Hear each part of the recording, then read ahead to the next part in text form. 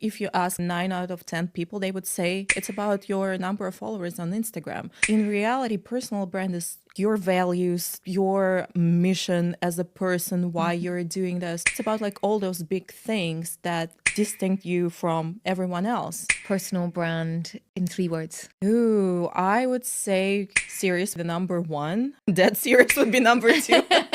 And strategic would be number 3.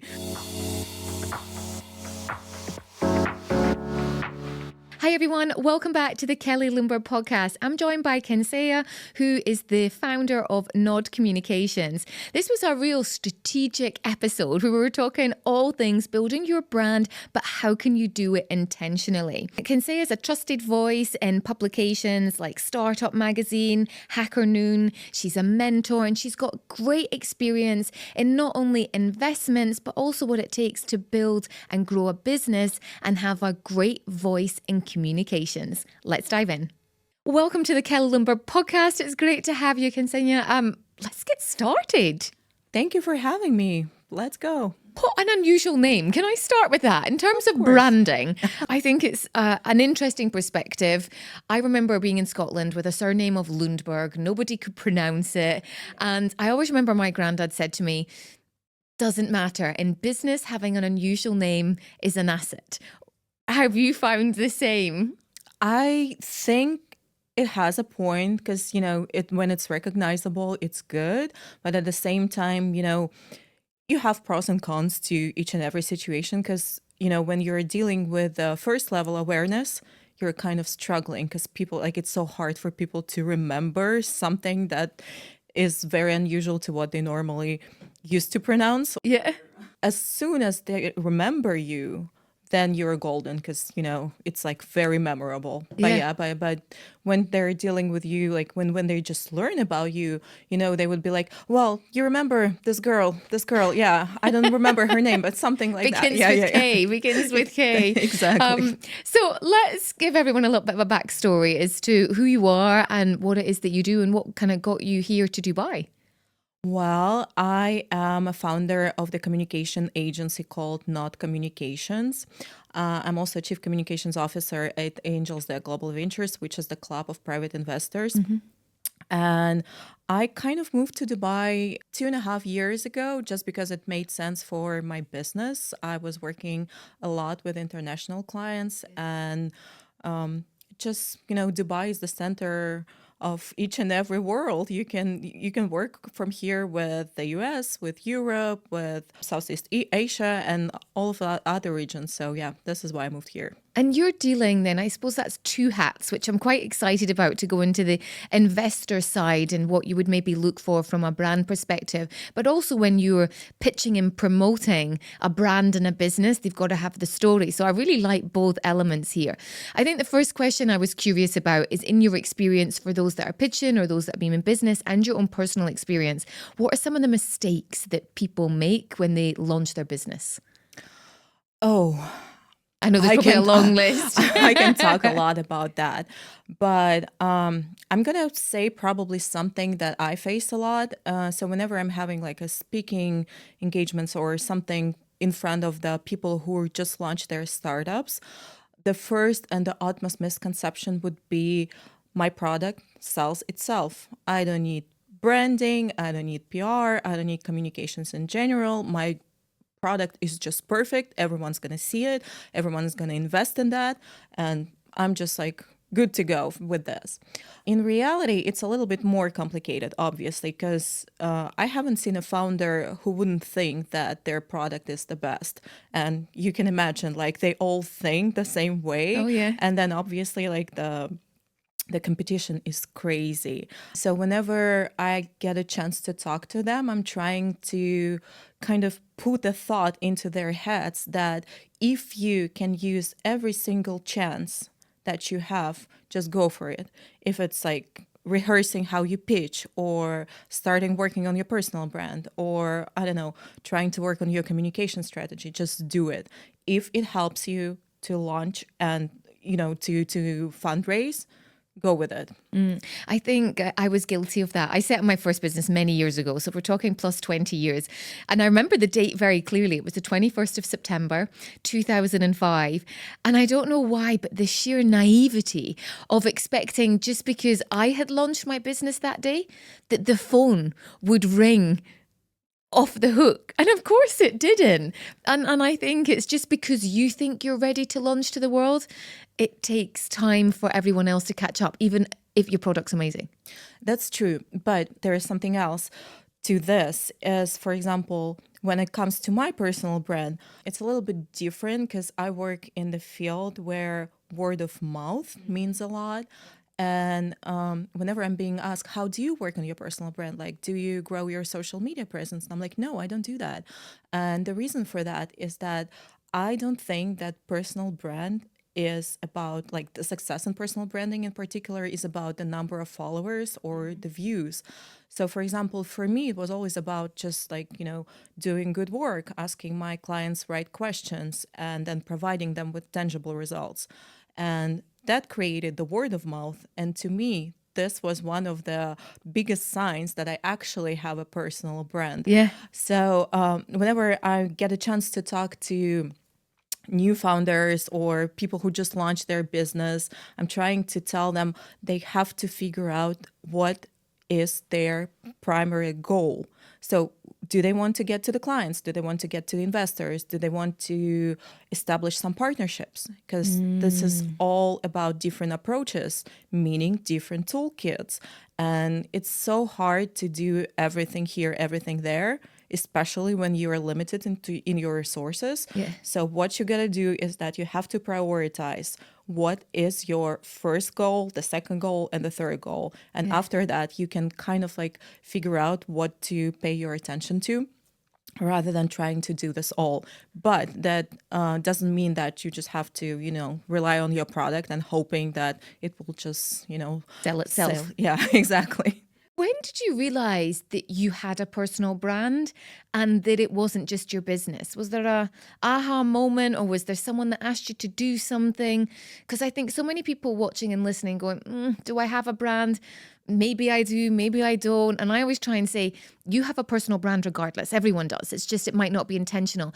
But did you have an aha moment for yourself? It was when I got a message from one of my potential clients, and he was like, listen, this and this person recommended me to talk to you. And I was like, I don't even know this person. Oh, wow. So it was someone who knows this person was my client, and like the word of mouth was that big that this person remembered me and recommended me to my other client. And I think that's a key thing in message, that if you aren't able to communicate easily what you do, it's really hard for someone else to be able to refer you if they can't then say what it is that you do. So simplicity in that message, which through communications is a key part of what you do. When it comes to investment then, or those seeking investment, because I speak to many clients that are in that space, that they want to get investors. How important would you say having a personal brand is if you want to have investment? Ooh, I'd say it is very important. But again, there are two sides to the situation. So the first one is that we all know that investors are paying attention to the team when they're like investing, especially in the early stages. So whenever we're talking the pre-seed series or seed series or series A, it's all about the team, meaning that they have to be sure that the leader of the team and the team itself would be able to run to the point where they're profitable with the skills that they have. And this is where, working on personal brand really comes in handy, because you have to translate that you're confident enough, that you know what you're doing, that you have enough expertise in the area that you're working in.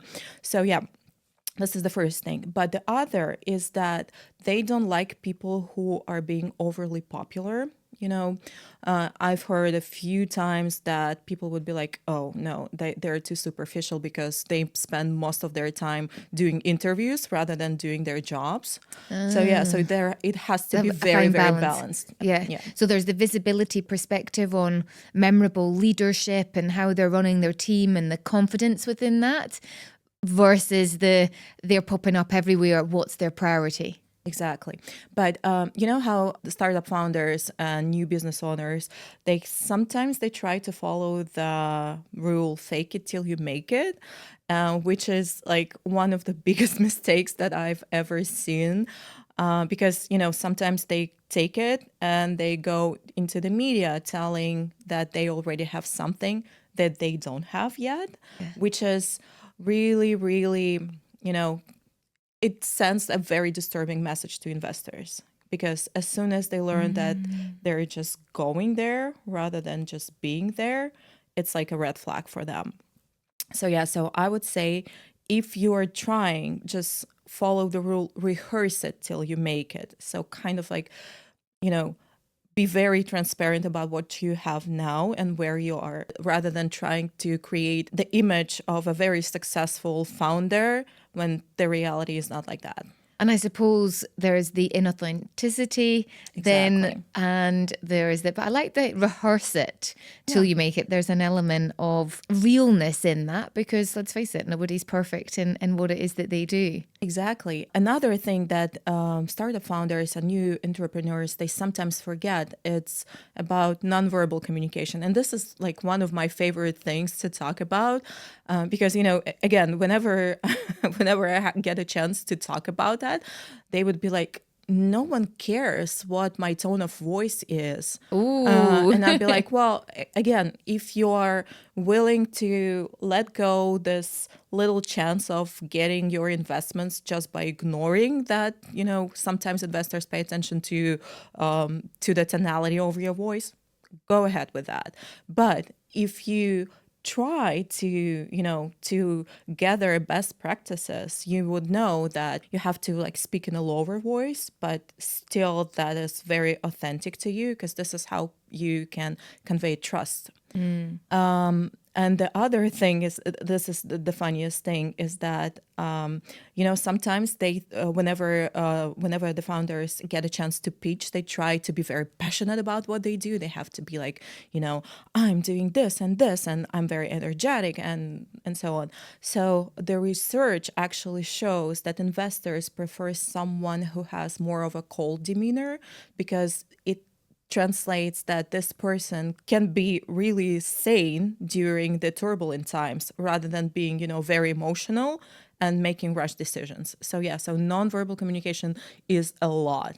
We talked just before we started very briefly on Vanessa Van Edwards' book, Cues. Yeah. And do you remember the section where her and her team did the research on 500 Shark Tank investors, and they talked about the nonverbal? And the piece that I really took away from that, so I will put the link to the article in the show notes, but there was the feedback on those that went in and first of all nodded, and they made a hand gestures, or they made, on average, I think that was it, those on average that made more hand gestures got a higher investment rate than those that didn't make hand gestures from nonverbal. Like, I thought that was fascinating feedback. It is. It's, those are the things we don't realize actually exist until someone makes a research and being like, listen, you have to use your hands, because this is how you show that you're open and you are not lying and all that. And I actually like another cue that she was talking about, whenever a person is lying, they go like with their intonation a little up. Yes, yeah. And to me, like, obviously English isn't my first language. I remember I struggle with that, because in comparison to my native language, it like we would normally go higher. So yeah, I remember I really worked on that, just to start finishing the sentence with like intonation going down. What are some of the trends you're seeing just now in the communication space? Is there trends, or what is your perspective? Oh, I think we are getting more in and more into transparency and sincerity. So what happens is that people get so much information per second that they're being really, really good in filtering what is fake and what's not. So we are getting into the era where it's better to be as transparent as you can be. And this is how you have to navigate your risk communication. So you have to be prepared if someone finds out that you are not following, something that you previously said, or I don't know, or did something bad. You have to know how to deal with it. So this is the first thing.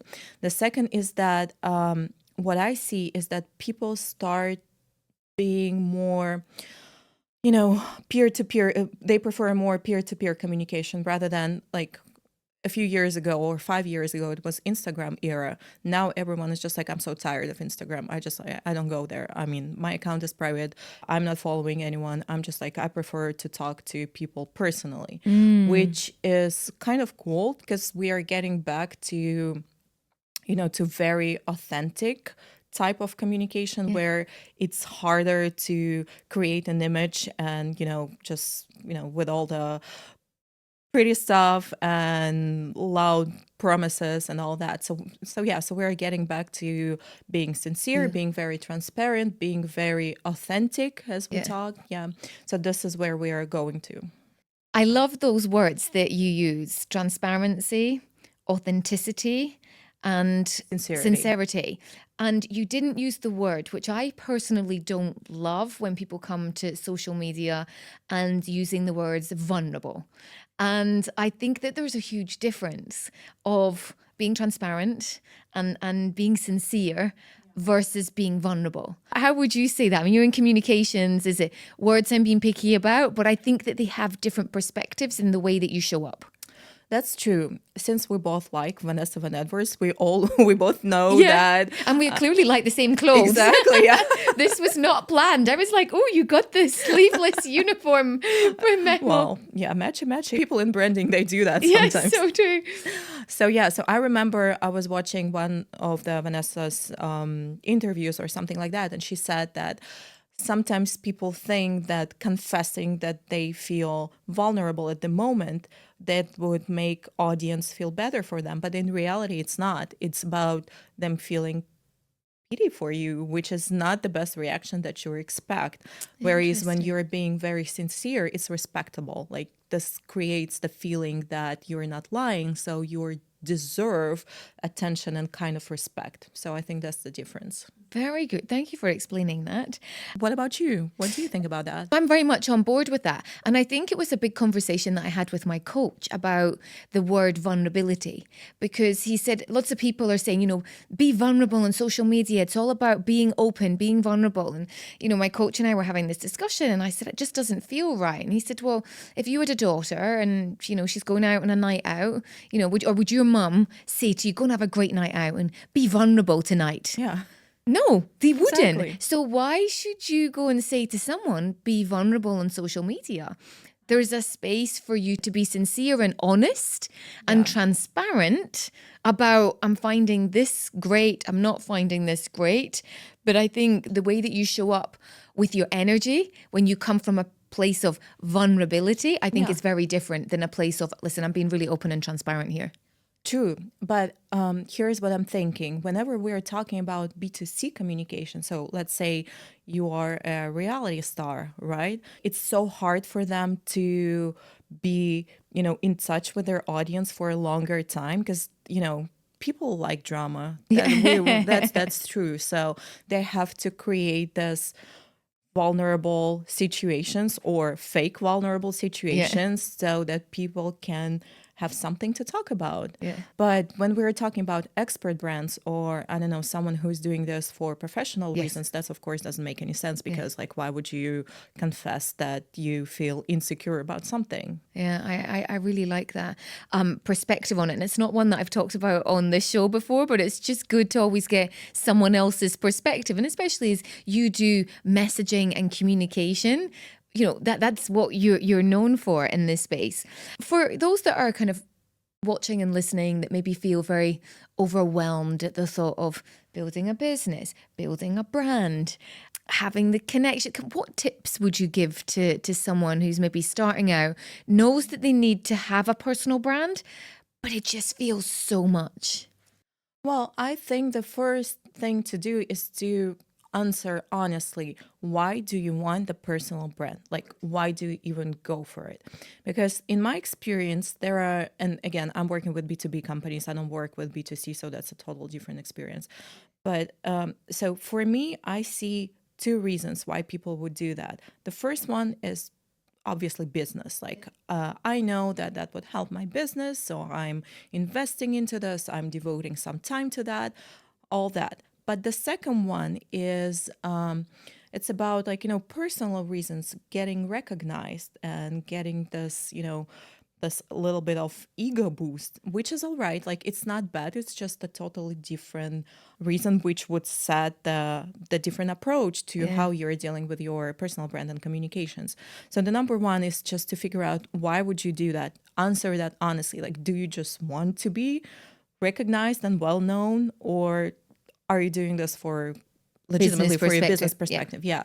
And after that, you just, like, you figure out what type of business goals, or like what type of goals you really want to achieve. Because I mean, I'm very, very, about strategic approach. I'm trying to figure out, like, this very, very logically. I know sometimes clients would be like, listen, I just want to do that. I feel like this is what I have to do. And then you're like, well, okay, but if we don't see the end goal, we don't see the result. So we can go, like, I can get as many publications as you want. I can get you on the podcast, whatever you want. But in the end, we need to know why we're doing that, because otherwise it's just, like, boosting your ego. Level. Yeah, surface level. And I like that you put that it is strategic and intentional. And I think that's the difference between a good personal brand and a great personal brand, is intentional strategy around what do they want to do and where do they want to go, and evolving with the journey of that. Because the personal brand and business, like anything, it keeps evolving, it's shaping and changing, and you've got to keep going with that. But again, personal brand is such a, it's such an enigma. People don't really understand what it is. Yeah. They would, like, if you ask, I don't know, 9 out of 10 people, they would say it's about your number of followers on Instagram. Yeah. That's it. And in reality, personal brand is a completely different concept. It's about, like, your values, your mission as a person, why you're doing this. It's about, like, all those big things that kind of, distinct you from everyone else. And this is what you have to be striving for, rather than just, having, I don't know, 10K followers. How would you describe your personal brand in 3 words? Ooh, I would say serious would be probably the number one. Then dead serious would be number 2. And strategic would be number 3. Yeah. Sometimes my clients would be like, listen, you are pushing us too hard. And I'm like, but we are doing this for a reason. Yeah. This is why I'm here. So yeah. From the strategy perspective, but also bringing, and I think that's when you're saying the B2B side is the space that you also feel that you enjoy and like adding the value to as well. Yeah, but this is why I wouldn't be able to do B2C communication, because I'm no fun. I'm serious. Again, I wouldn't be able to, to invent drama just to get, like, people's views or something like that. I'm just like, but I definitely know how to, get from point A to point B in the business perspective. So I'm just doing what I'm good at, I guess. And knowing what you're good at. I think that's the big space of people not understanding what are really my strengths and going, let's stay in that space. Yeah. And I think new business owners, in the beginning, they have to do everything. So I get that. Sure. But in time, going, where are my strengths? Going deep on those, and then hiring people that are are covering everything else. That's true. I was going to say, who was your first hire then? A person who's dealing with my finances. Yeah. Yeah, because I'm not my cup of tea. Yeah. And your second hire? The person who is dealing all the content, because creating the content takes For so much clients as well. time. Yeah. Exactly. And I'm thinking that my strength is to navigate the strategy, to figure out what's the next move is. Yeah. And whenever I'm like spending my resource on writing an article, or I don't know, like some kind of content for my clients, and I'm good at this. I mean, I'm really good at this as well, but it just takes so much time, and I'm kind of like prioritizing gets what gets us to the goal faster, which is figuring out strategy. If someone's watching and listening just now and they want to pitch their story to the media, or they want to be more noticed by the investor, maybe that's two separate strategies, you can tell me, but what's one thing they could do today to get started with that? So let's take the media, for example. If they were maybe Okay. wanting to pitch their business out there, what's one thing they could do? And then we could maybe do the investment afterwards. Well, I would start with asking myself a question: what is unique about my business? What is different from what I'm doing? And it doesn't have to be like, a rocket science or something like that. It can be like small things. For example, if you're very into corporate social responsibility, or I don't know, if you have a business model that rethinks how processes normally work in your industry. So it can be like anything that gives you a different angle from everyone else. Because we have to understand, like, what do media editors look for? They look for interesting stories that would make the reader, like the people who are going to buy or to to read the story, Yeah. to actually finish the story. Because the rule is very simple. It's simple both for media, it's simple for social media, for everyone. They have to have people there longer so they can see more advertising. This is the rule. So this is why, you know how you can get into doom scrolling on Instagram, like Yeah. very easily, like 2 hours later, you were like blinking and, oh my God, like half of my life just passed. The same thing with the media, but they're struggling because the content, when you're reading the content, it's a little bit different because it requires more attention. You have to give like a very interesting story to engage a person into reading this till the very end. So yeah, so the first would be like finding an interesting angle, and then try to understand, like try to explain to the editor, why do you think that this story would be of interest to their readers. If we're going for investors, so you're pitching, what would be a tip that they could do today? I know I've got a couple of clients who are looking for investment. Normally, I would say like start with the traction. What do you have right now in terms of business results? Even if it's not, even if you're still not profitable or anything like that, but you have some metrics that prove that you are going to the, into the direction where you're being successful.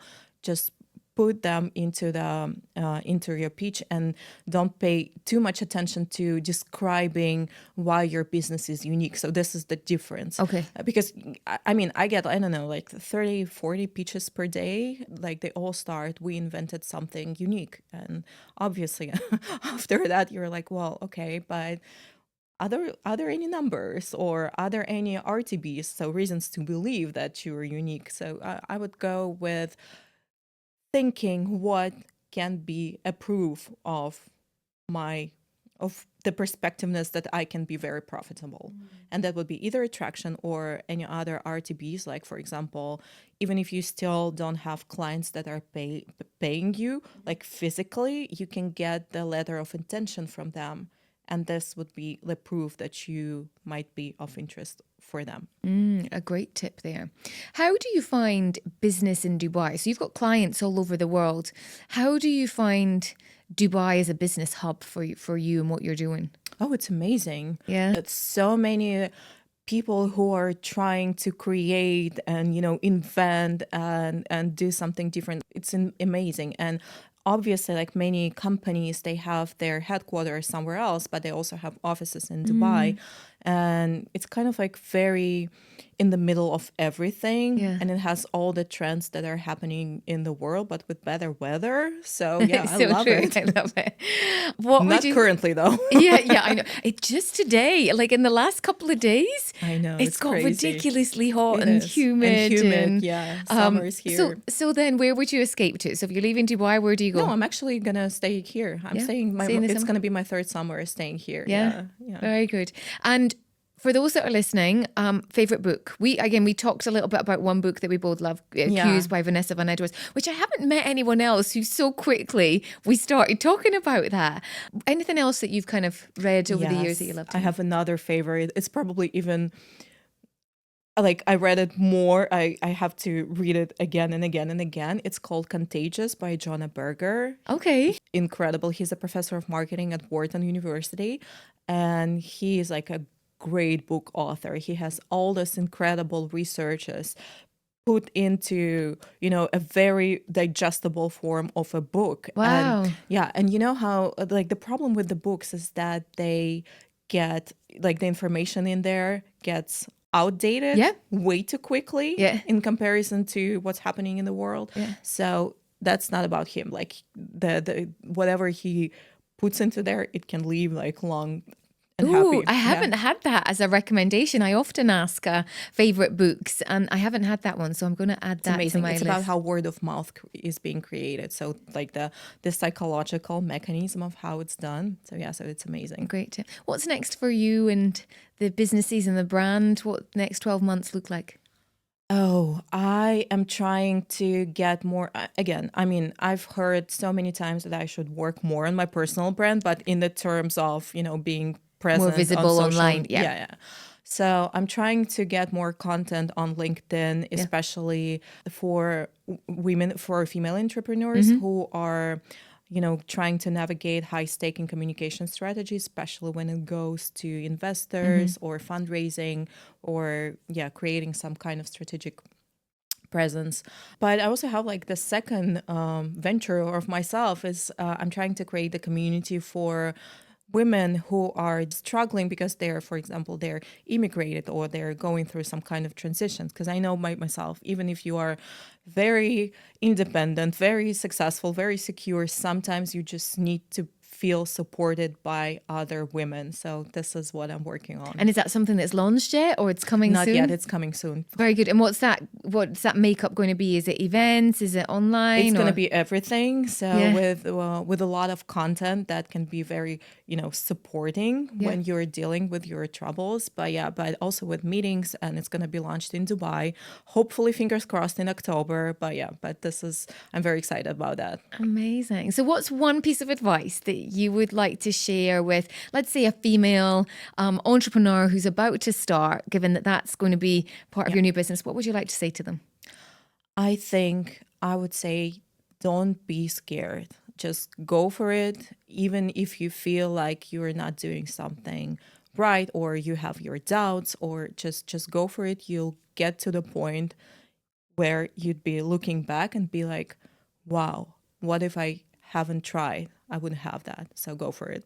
It's better to regret the things you've done than the things you haven't done and the unknown of it all. Yeah. But, sometimes I know this by myself because I have, this imposter syndrome all the time. And you're being like, should I do that? Should I even talk about that? What do I know about that? I don't have, like a PhD in this. Like, why would I even talk about that? And it requires so much strength, to get there, to actually to make the first step and then the second one. And then, 10,000 steps back, you were looking back and you're like, wow, I did that. I wasn't scared, so I did that. So so I think every female entrepreneur should remember that they're going to get there, but they have to make the first step. Love that. It's a great note to end on. Thank you so much for your time today, your knowledge, your calmness you brought to the conversation, and I wish you every success with your next venture. Thank you so much for having me. I had a great time. Thank you.